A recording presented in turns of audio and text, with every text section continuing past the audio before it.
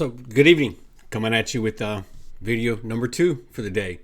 This is the video that I was planning on doing today, but I had to get that Ginsburg thing out because it's rather prevalent and ironic, I guess.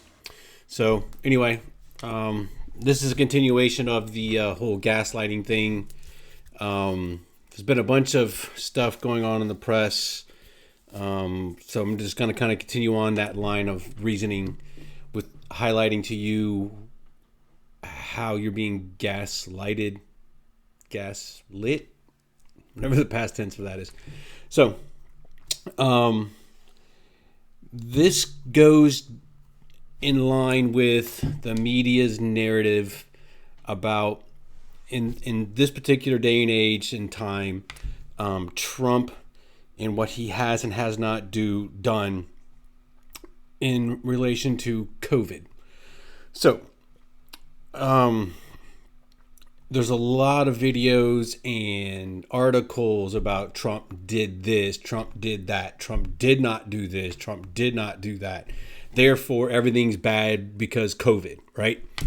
So, I wanted to kind of show you a couple things to show you how the media is not being truthful or being outright forthright in what they're pushing. So in the overall concept of what can and can't, shouldn't be done with relation to the office of the president and this particular COVID pandemic. Anyway, the president's power is actually limited. So there was a town hall the other day with Joe Biden and CNN, or more like a CNN campaign stump for Biden. So a couple people ask questions, hey, what is your opinion about Trump's what Trump did to help combat the COVID thing? So they're going into, I'm from the state of Wisconsin, one lady, and she had a daughter, and also about, boohoo stuff.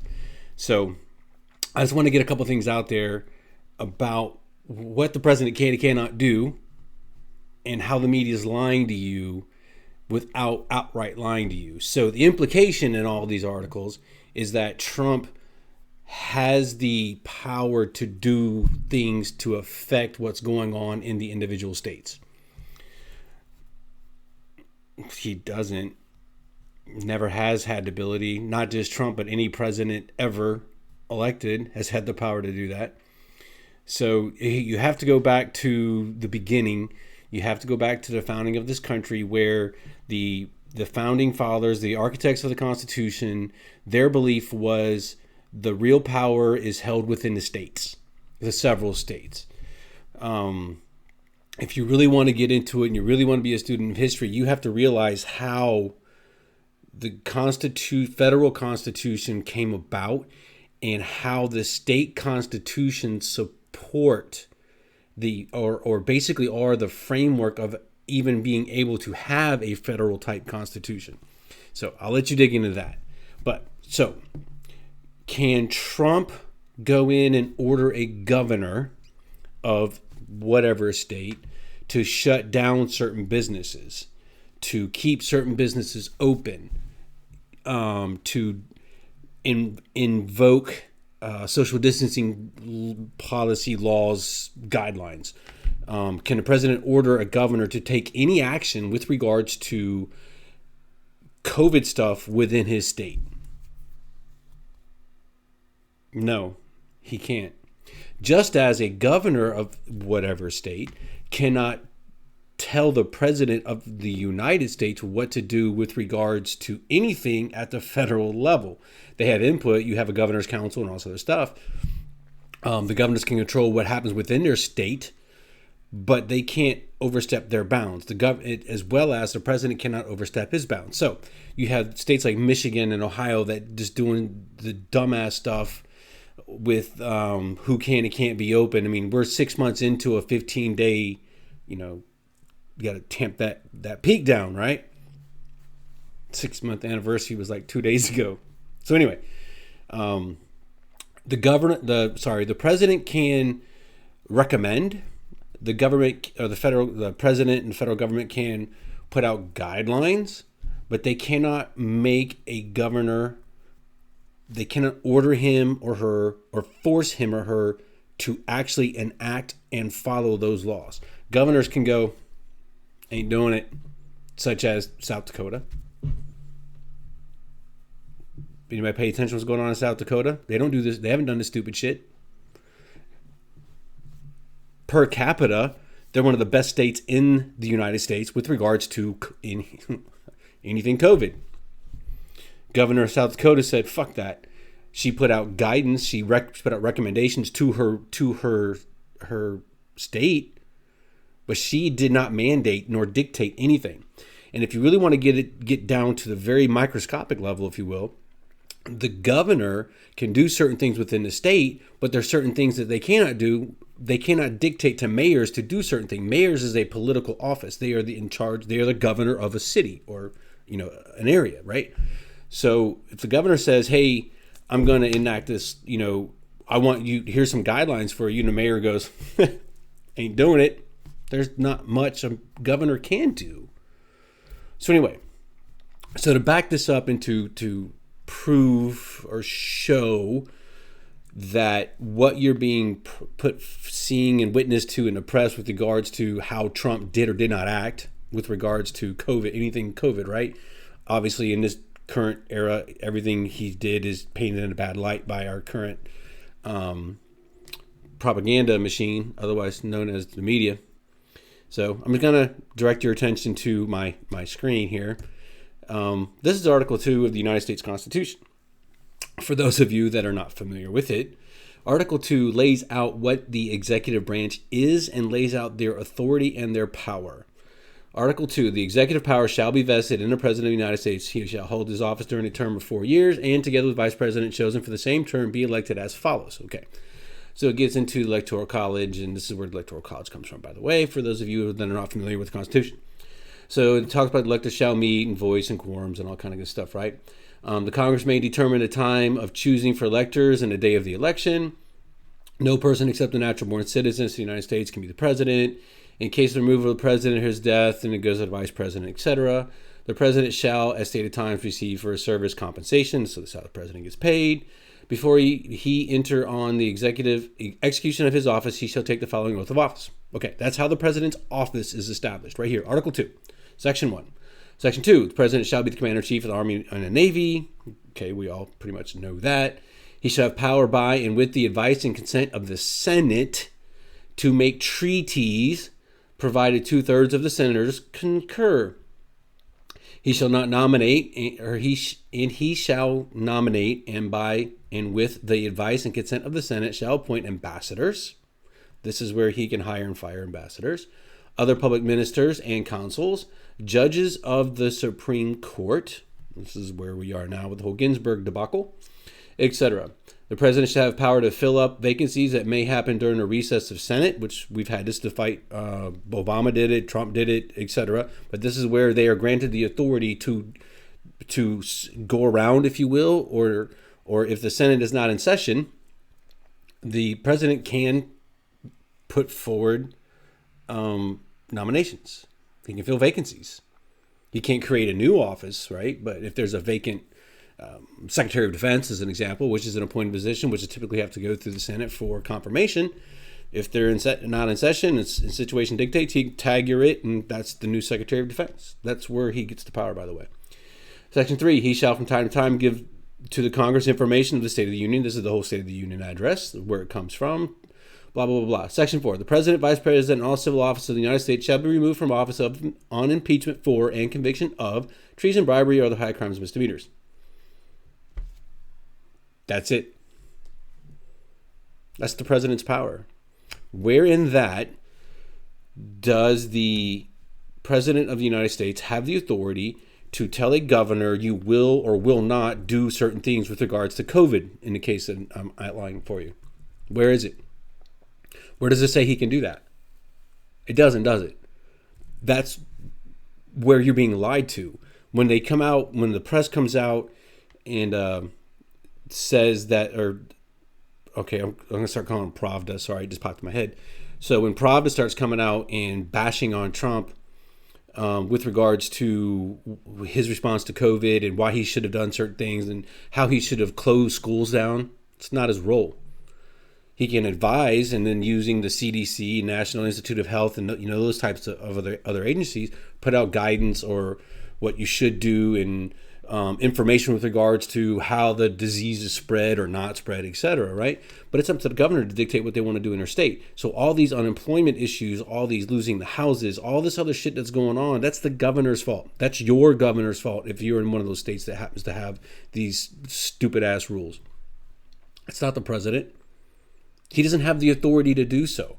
So when you start watching all these interviews, questions about what the president should or should not have done and what he should do going forward with relation to COVID, it just automatically write it off as a dumbass question, or where the media is trying to gaslight you into believing or accepting what the president's role is when actually it isn't his or her role to do that. It's not. I just showed you what his power is. So what I'm also going to show you is get into the Congress's roles, responsibilities. So Article 1, by the way, the very first article in the Constitution addresses the Congress, Senate, and House. The executive branch was Article 2. These guys are Section 1, Article 1. Anyway. So we'll go through, I'm not going to sit there and bore you with all this because you can look it up. Just go to constitution.congress.gov, blah, blah, blah. Here it is. So there's Section 1, Section 2, Section 3. It talks about the power of the purse, etc. It goes on Section 4, Section 5. Oh, look, this is a lot longer than has a lot more stuff than the president does. Seems to have a lot more responsibility, power, roles, things that they're supposed to do. Just me, but that's the way this looks. Section 6, Section 7, bills for raising revenue, tax. Each bill, blah, blah, blah. It's got to go through by a vote, has to originate in the House, blah, blah, blah. The Congress have power to lay and collect tax, duties, imposts, and excises to pay the debts and provide for the common defense and general welfare of the United States. But all duties, imposts, and exercise shall be uniform throughout the United States. To borrow money. So this is where they can put us further in debt. Anyway, keeps going on to coin money, establish the post office. Oh, but Trump's killing the post office, right? But they fall under the Congress, right there, to establish post offices and roads. But Trump's trying to kill the post office. Gaslighting. It's called gaslighting. So anyway, keep going. Constitutional tribunals inferior to Supreme Court to declare war, raise and support armies, provide and maintain a navy. They got to go down to Section 9, migration, importation, such as persons of any state not existing, blah, blah, blah. The privilege of the writ of habeas corpus. Blah, blah, blah, blah, blah, blah. Keep going. Oh, Section 10. No shall enter into any treaty, alliance, confederation, grant letters of marque to reprisal, coin money, emit bills of credit, make anything but gold and silver coin, a tender in payment of debts. Wait, are debts supposed to be made with coins or coins made with gold and silver? Dollar bills don't look like gold and silver, do they?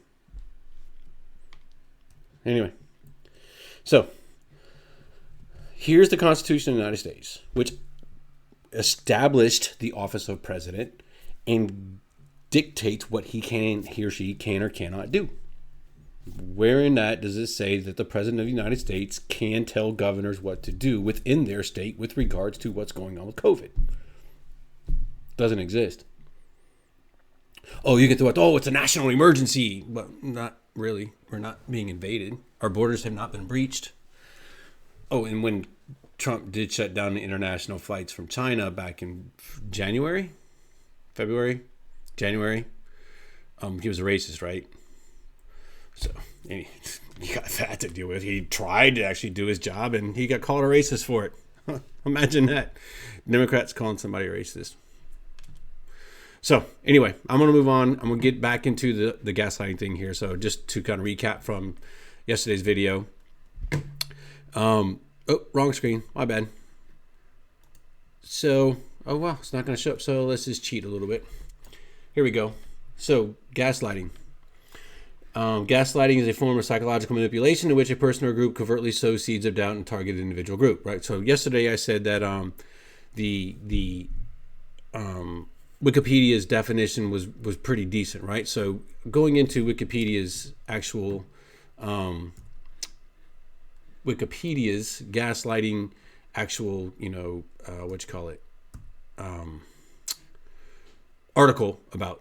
article page. What are they called? I don't know. I don't know what they're called. So I'm going to get into their actual. What's going on with my screen? Hang on, let me fix this. I'll be right back. Okay, so I'm back. Sorry about all that. The wonders of modern technology, right? So anyway, so I'm going back to gaslighting. So I'm gonna go back. I tapped on this yesterday with regards to the definition and all that good stuff. So I'm gonna kind of hit that again and then show you Wikipedia's page because it's actually pretty decent. So anyway, so the definition. This is what I was showing you yesterday with regards to Wikipedia. Gaslighting is a form of psychological manipulation in which a person or group covertly sows seeds of doubt in a targeted individual or group, making them question their own memory, perception, or judgment, often invoking in them cognitive dissonance and other changes, including low self-esteem. So that's what Wikipedia's quick definition is, right? So if you actually go to Wikipedia's page with regards to gaslighting, they actually get into it, and it's actually there's a couple things I want to show you, but one I really want to highlight for you. So if you go to Wikipedia's page, you have the same thing. That's what that is kind of read to you. You have the etymology, where the word comes from. Characteristics. Gaslighting involves a person or a group of persons, which are known as the mental abusers or the victimizer, and a second person known as the victim. So in the case I'm presenting, the victimizer is the media. The victim is you and I. Everybody, their viewing audience, right? So they are victimizing us by using lies and using this whole gaslighting tactic. So anyway, keep going, driving down through the article.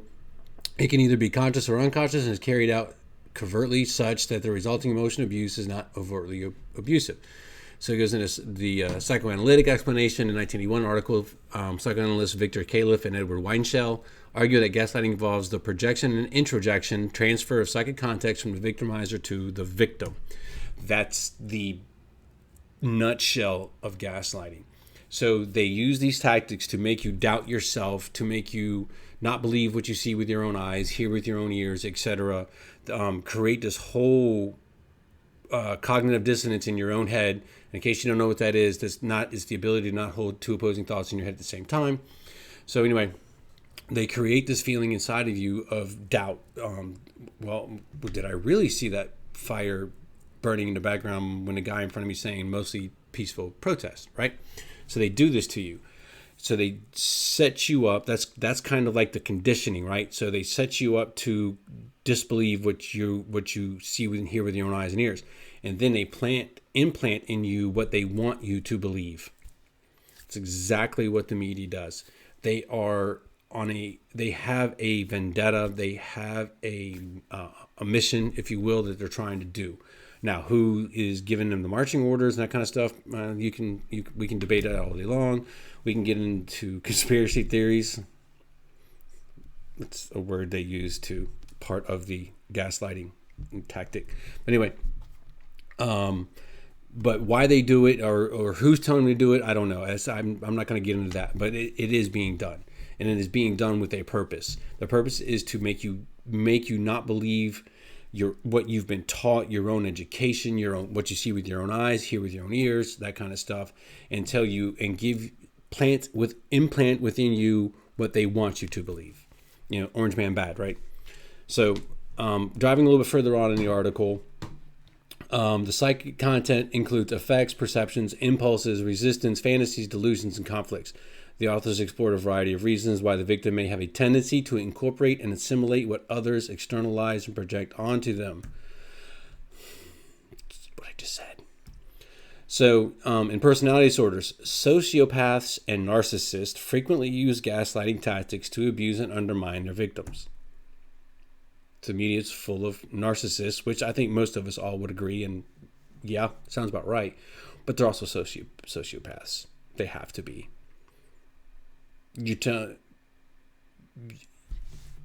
If you believe that the news anchors are fully believing what they're actually pushing onto you, you're crazy. You're ill-informed. They're pushing what they're told to be pushed. They're getting the money for it. They're getting paid, right?